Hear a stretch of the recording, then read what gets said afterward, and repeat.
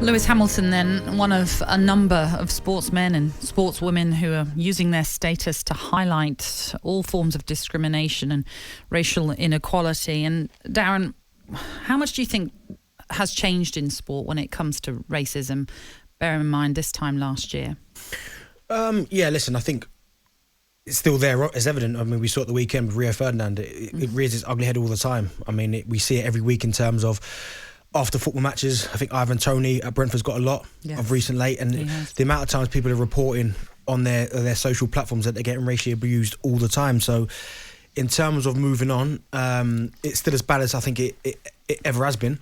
But I think more people, you'd have to say, is willing to listen to it and have the conversation, because one time it is an awkward conversation. People don't really like talking about it. But the fact that more people are willing to listen, I think we are going in the right direction. Do I think we're anywhere near where we should be? Absolutely not. But at least now people are willing to listen and have that conversation.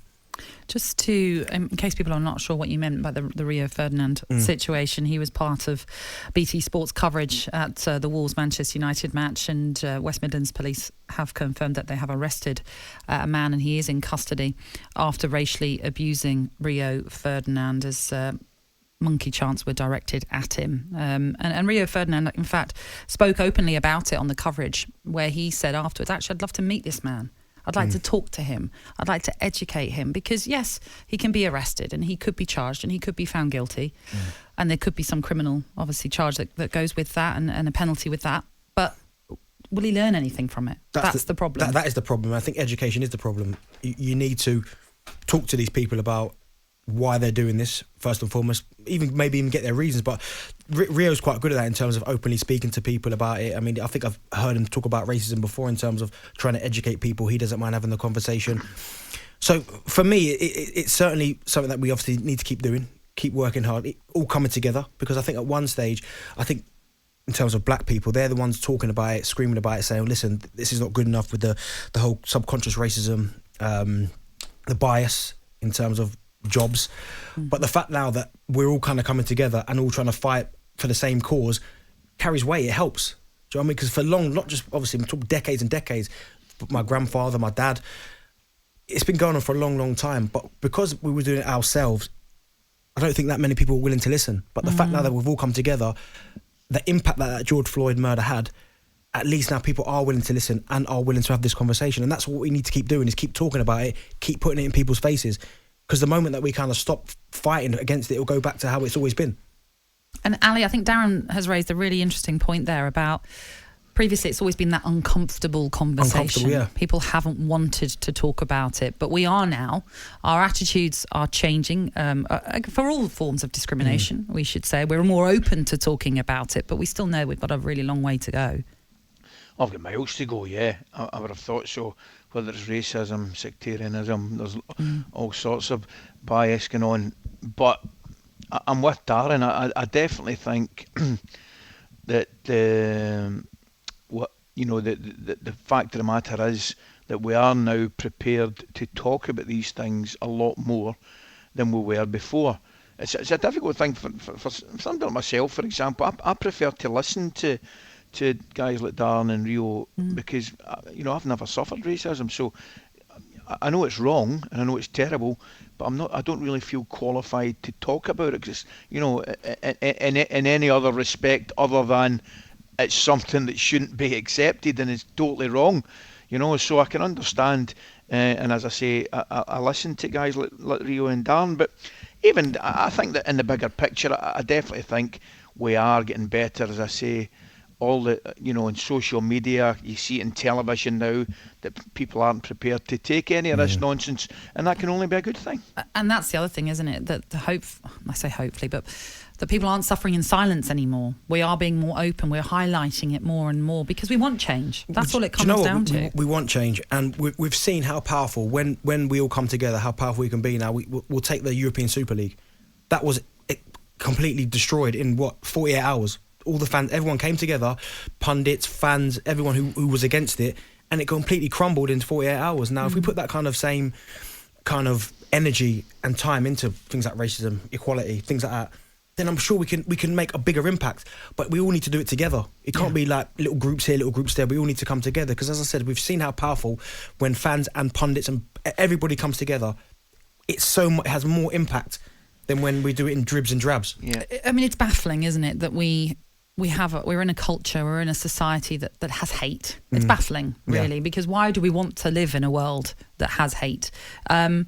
We have seen footballers on the pitch taking a stance with taking the knee, wanting to highlight, obviously, all forms of discrimination.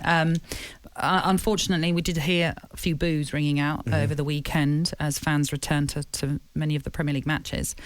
They're talking still, captains and clubs, about whether or not they'll continue to do that going forward into next season. And of course, if any individual wants to continue doing it, they've said they won't stop them. What do you feel the taking of a knee has done, and is it still the right thing to be doing going forward? Well, it's certainly a powerful statement when they first did it. I think it was Sheffield United and Aston Villa when they first took the knee. It was like a really powerful statement. And it does kind of breed conversation, because now kids are seeing some of their idols. Because Premier League footballers are idols. Not even just Premier League footballers in general are idols. Kids love seeing them. They want to be them. They're heroes. So when they see them taking a knee, they'll ask their parents, why are they taking the knee? And that gives them a chance for the parents to explain, well, this is why, this is what's gone on. But what I don't want to happen, and I think it's maybe starting to slip into football a little bit, is that it's now becoming routine. And then now it's becoming routine, it's now losing a little bit of its impact. Because now it used to be you line up in the tunnel, you walk out, you shake hands, you take the knee, you kick off.